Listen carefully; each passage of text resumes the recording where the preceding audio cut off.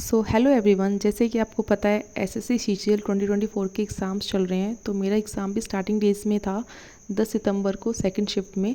तो मेरी शिफ्ट जो मेनली इजी टू मॉडरेट थी, मैंने स्टार्टिंग में इंग्लिश किया था। इंग्लिश मॉडरेट साइड थी, जिसमें मेरे को एक एंटोनिम और एक ईडियम नया लगा जो कि मैंने नहीं पढ़ा था। जिसमें एंटोनिम में तो मैंने तुक्का लगा दिया था, पर ईडियम मैंने स्किप किया क्योंकि उसमें मुझे कुछ समझ नहीं आ रहा था अच्छे से कि किसका क्या मीनिंग होगा। उसके बाद मैंने जीके स्टार्ट की। जीके में मुझे मॉडरेट साइड लगी क्योंकि जीके में काफ़ी जो ऑप्शंस थे वो बहुत ही कंफ्यूजिंग थे, क्योंकि पास पास में ईयर्स पूछ लिए थे और काफ़ी चीज़ें क्लोजिंग ऑप्शन थे, तो मुझे वो थोड़ी मॉडरेट साइड लगी। उसके बाद मैंने रीजनिंग स्टार्ट की। रीजनिंग में मेरे 25 क्वेश्चन में से 24 क्वेश्चन मैंने ईजी कर लिए थे, मॉडरेट और ईजी ही थे।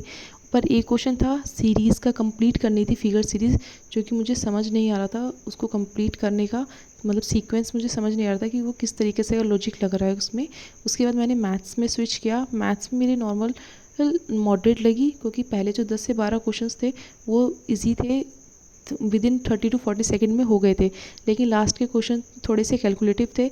बाद में मैंने 2 क्वेश्चंस थे जो कि मुझसे नहीं हुए, जो कि एक तो मेंसुरेशन से था और एक मतलब मेंसुरेशन में ज्योमेट्री मिक्स हो रही थी, और एक मेरा मिक्सचर से था।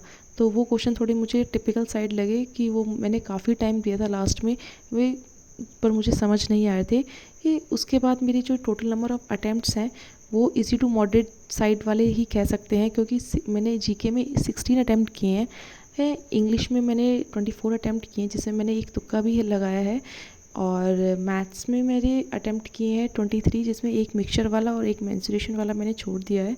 और रीजनिंग में मैंने एक सीरीज़ वाला छोड़ा है, तो 24 अटैम्प्ट किए हैं। तो इस करके मेरे जो टोटल नंबर ऑफ़ अटैम्प्ट हैं वो 87 है, जो कि एक मॉडरेट ही है। मेरे हिसाब से मैं और अच्छा कर सकती थी, शायद से 2-3 क्वेश्चन, लेकिन थोड़ा सा एग्ज़ाम प्रेशर में देना और एक हम घर पे और या लाइब्रेरी में बैठ के एग्ज़ाम लगाने में काफ़ी डिफरेंस लगा मुझे। पर चलो देखते हैं, आंसर के आने के बाद पता चलता है कि क्या रहता है क्या नहीं रहता।